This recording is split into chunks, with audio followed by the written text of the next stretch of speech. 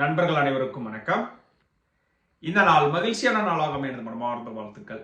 இன்றைக்கு பார்க்கக்கூடிய பதிவு, வாஸ்துப்படி வாகனங்களை நிறுத்தக்கூடிய இடம் எவ்வாறு இருக்க வேண்டும் அப்படின்றத பார்க்கலாம். இந்த பதிவை பார்ப்பதற்கு முன் ஒரு நற்சிந்தனை. தடைகள் குறுக்கிடும் போது இலக்கை அடைவதற்கான திசையை மாற்று. இலக்கை அடைய வேண்டும் என்ற தீர்மானத்தை மாற்றாதே. இன்றைக்கான பதிவுக்குள்ள போகலாம். வாஸ்துப்படி வாகனங்கள் நிறுத்தக்கூடிய இடம், எந்த இடத்துல வாகனங்களை நிறுத்தலாம் அப்படின்றத இந்த பதிவில் பார்ப்போம். பொதுவாக பார்த்தீங்கன்னா வாகனங்களை நிறுத்துவதற்கு போர்டிகோ என்ற ஒரு அமைப்பு, பில்லர் போட்டு போர்டிகோ என்ற அமைப்பு அமைத்து அதற்கு கீழ் நிறுத்துவார்கள். அது வாஸ்து முறைப்படி தவறு. ஏனென்றால் இப்போ உதாரணத்திற்கு கிழக்கு பார்த்த வீடு என்றால் வடகிழக்கு பகுதியில் பில்லர் அமைத்து வடகிழக்கு நீட்டி அந்த பகுதியில் கார் பார்க்கிங் அமைப்பார்கள். அது தவறு. ஏனென்றால் வடகிழக்கு நீளும் பொழுது வடமேற்கு கட்டாகி விடுகிறது. அதே போல வடக்கு பார்த்த வீடுகளில் வடகிழக்கு பில்லர் அமைத்து போர்டிகோ அமைத்து அதற்கு கீழ் கார் பார்க்கிங் செய்வார்கள். அதுவும் தவறு. கார் பார்க்கிங் எங்க அமைக்கலாம் அப்படின்னு பார்க்கும் பொழுது, இப்போ உதாரணத்திற்கு வடக்கு பார்த்த வீடு என்றால் வடமேற்கு பகுதியில் கார் பார்க்கிங் அமைக்கலாம். அது வீட்டிற்கு வெளியே அமைப்பது சால சிறந்தது. அதற்கு நீங்க சன்ஷேடு போடணும் அப்படின்னா அது கேண்டிலிவர் முறையில் அமைப்பது சால சிறந்தது. இதை கிழக்கு பார்த்த வீடு என்றால் தென்கிழக்கு கிழக்கு பகுதியில் அமைத்துக் கொள்ளலாம். மேற்கு பார்த்த வீடு என்றால் தென்மேற்கு பகுதியில் அல்லது வடமேற்கு பகுதியில் அமைக்கலாம்.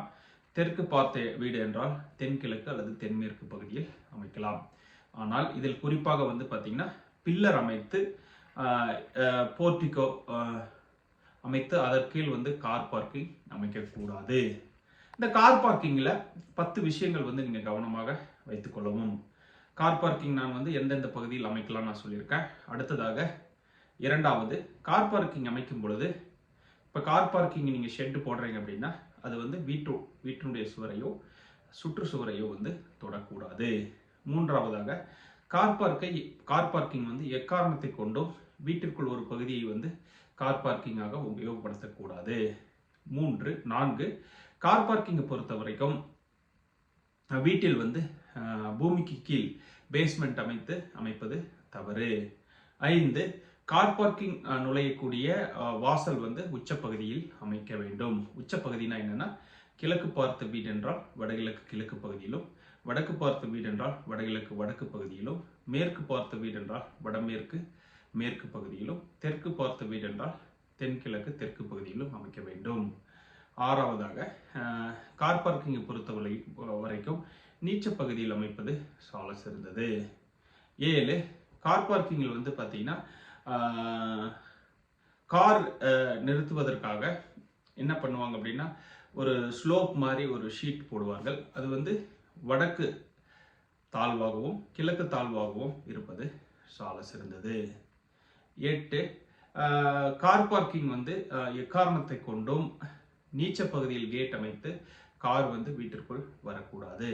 ஸோ இது போன்ற வாஸ்து விதிமுறைகளை நீங்க வீட்டில் கடைபிடிக்கும் பொழுது நிச்சயமாக வாஸ்து முறைப்படி கார் பார்க்கிங் அமைக்க முடியும்.